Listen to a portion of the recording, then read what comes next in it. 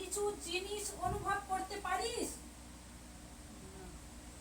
পারিস না। দেখ বেটি, এমন জিনিস তোদের বাড়িতে যাতায়াত করছে, প্রভাবটা কিন্তু তোর উপরই পড়ে। শরীরটা খারাপ যায়, শুকনো হয়ে যাচ্ছিস, মনটা প্রচন্ড অস্থিরতা ভাব, ঘুম ভালো হয় না, শত্রু তো পিছনেই রয়েছে, খাওয়া দাওয়া করতে ঠিক মতন পারিস না।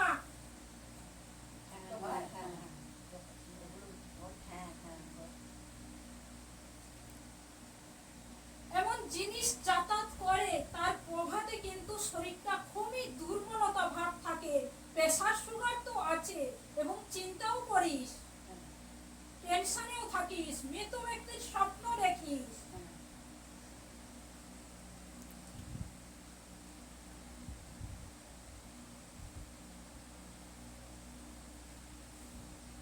নেগেটিভ শক্তি রয়েছে বেটি,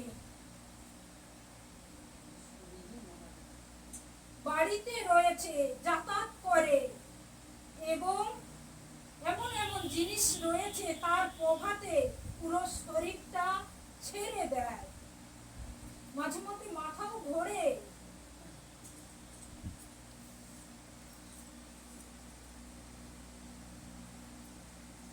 পুজো আচ্ছা ঠিক মতন হয় না বাড়িতে, যতই মন স্থির করে পুজো দিতে চাস, কোনো রকম হয় না, মন প্রচন্ড অস্থির থাকে, মন বসে না।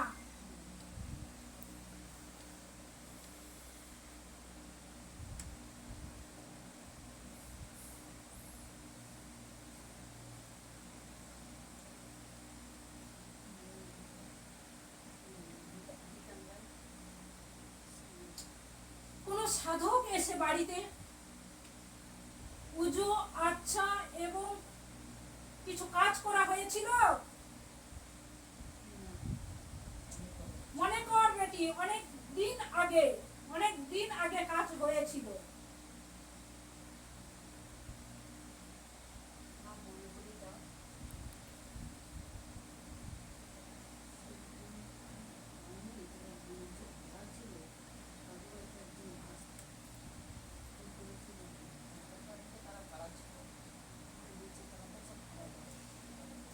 এক সাধক এসে কিন্তু কাজ করা হয়েছে, সেই কাজের পর থেকে তোদের ক্ষয় চলছে, সেরকম উন্নতির পথ কিন্তু সেরকম হয়নি বেটি।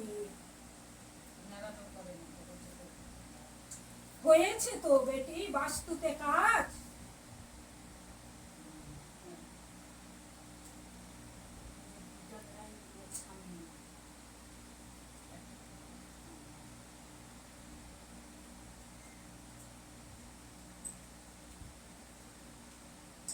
মাকে রেখেছিস বাড়িতে? বল বেটি বল, মুখ বুঝে আছিস কেন? মায়ের তো মানসিকও করে রেখেছিস, বড় করে পূজা দিবি ঢাক ঢোল বাজিয়ে। মা কালী মা,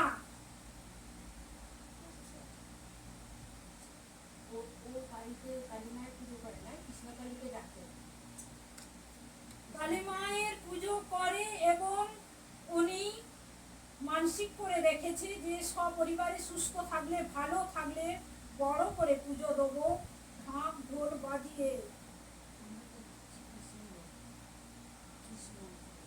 গোবিন্দ থাকলে কি হবে, মায়ের মানসিক করেছিস, এবং মা যাতায়াত করে, একজন বৃদ্ধ আত্মা রয়েছে, একটা পুরুষ আত্মাও রয়েছে, এক সাইড আওয়াজ হয়,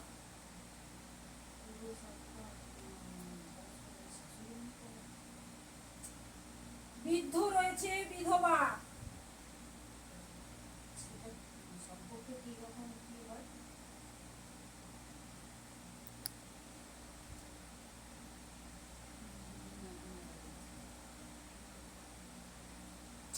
সাইডে গাছও আছে,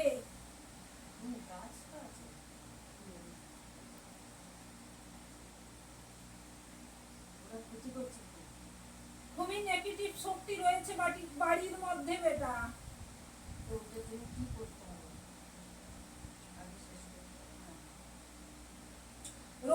ছাড় যায় না, কেউ না কেউ সবসময় অসুস্থ হয়ে থাকে।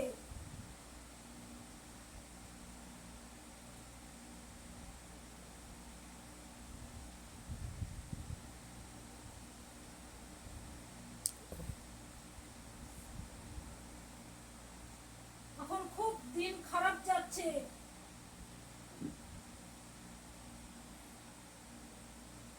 মন মস্তিষ্ক সবার ভালো থাকে না, প্রচন্ড টেনশন থাকে যে যে রয়েছে ওই বাস্তুর মধ্যে। পয়সা কুড়িও স্থিতি হয় না, ব্যয় হয়ে যায়।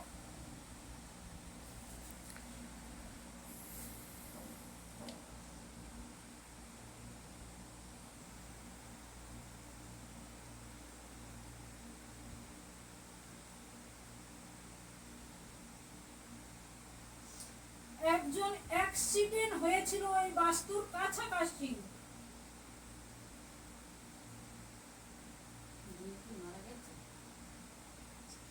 হ্যাঁ বেটি,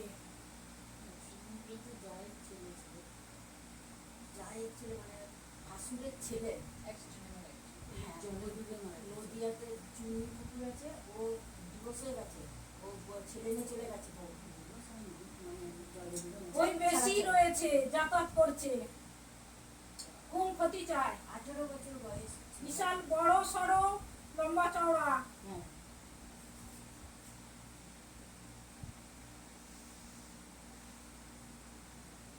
ও এইখানে চলে এসছে, এসেছিল যখন মারা যায় দাদার কাছে পাশে বসে পা বলছে, এসেছে আবার ভুল ভুল বলছে, কি পাশে পাশে দেয় আমরা দেখছি, আমরা দেখছি।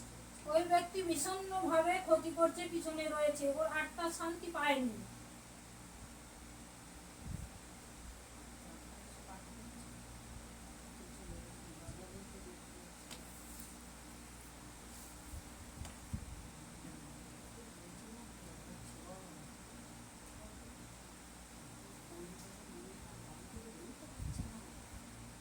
সবসময় যে কোনো কাজে যাবি বাধাতে পড়িস বেটি, বাধা বিঘ্ন সবসময় ঘিরে থাকে।